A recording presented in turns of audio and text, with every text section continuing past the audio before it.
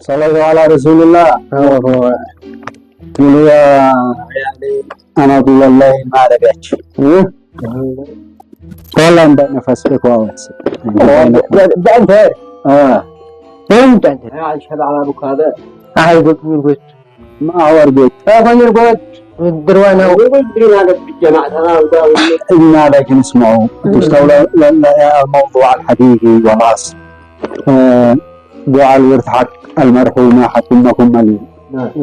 أنا بنقول 4-5-6 مليون نتزوج والاثنين وأنا زواج لكن ما بالله مليون الحين ما يتزوج. حرام متزوج يا ولا حرام يعني ما رام حرام كذا بعد ما نتزوج ما يعني أتزوج حرام أنت أنا أكبر منهم أنت توام. أنا أقول قبلك نص ساعة. أنا أدري الساعة ما أدري. أنا أقول قبلك. والله نص ساعة قلت قلت نص ساعة. صدق أقول أنا داري برما اسمع يعني هي مليون واحد مننا يتزوج مليون أنا اللي تتميزن أبي أنا أتزوج أنا رفيقكم بخدمكم والله ما تحتاجوا أي حاجة على الله حرام ما ندري إلا لو تزوجت يدري بعدها ما عاد افعل شيء الا ابوكم واخوك ما عاد اسبب لهم ما اناش مخاطبه ماشي واحد مشحود من مشحود منكم ماشي انا هذا الزواج يا عيالي هذا الزواج هذا ابونا زوج خلاص ارحم عليه هذا ضايع ما هو قال الزواج هذا زوجته تتزوج خلاص انا اقول لكم صلوا على رسول الله.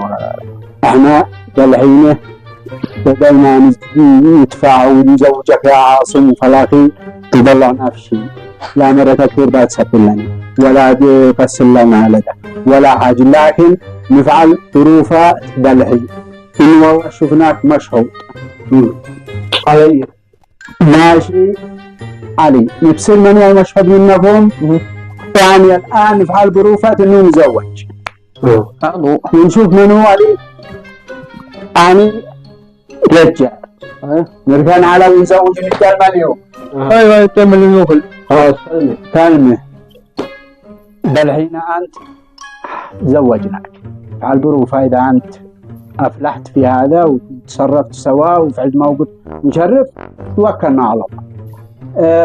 أنت الحين مزوج هنا نسد الحين أنا وأخوك نقول مرتك تفعل لنا عشاء مثلا ما رضيتش جينا نقول لك نشوف كيف بعد تصرف موقف هيعجبنا زوجنا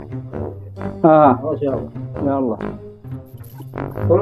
عصام هتحكم سوقك بلدك لا قال مش مخاطب بابو فاخو قرار ده تفعل صبو عمره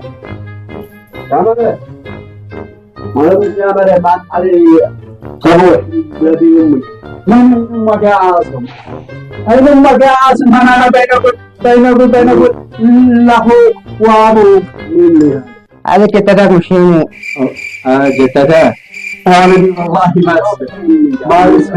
والله ما تسبش تقرح المدينة ما ينفع ما ينفع خليني أجرب الحين علي جرب علي انت هاي سبب لكم وين امك انت خرجتوا الاثنين طايرتوا الابا ولدتوا ما انت عاجل جربنا الحين عاجل هو ما تنجرح المديون يمين في سبب لك جاهل لا صبر ما ينفع اجرب علي لا جربك وعاد كأنك خلاص مزوج ايوه مزوج يعني مزوج مرتك مسافرة الغدين احنا عندنا واخوك نقول له نشتري غدين اذا مثلا ما رضيتش ولا تجي نفسنا عارف علينا كيف موقفها كيف ردة فعلها الان تستاهل المليون طخيناها يلا على طول يلا علي الحين ما رايك يرضيك مرتك بنقول لها لنا غدا قاعد مش مخاطب بك انا مزوج مش مخاطب بنا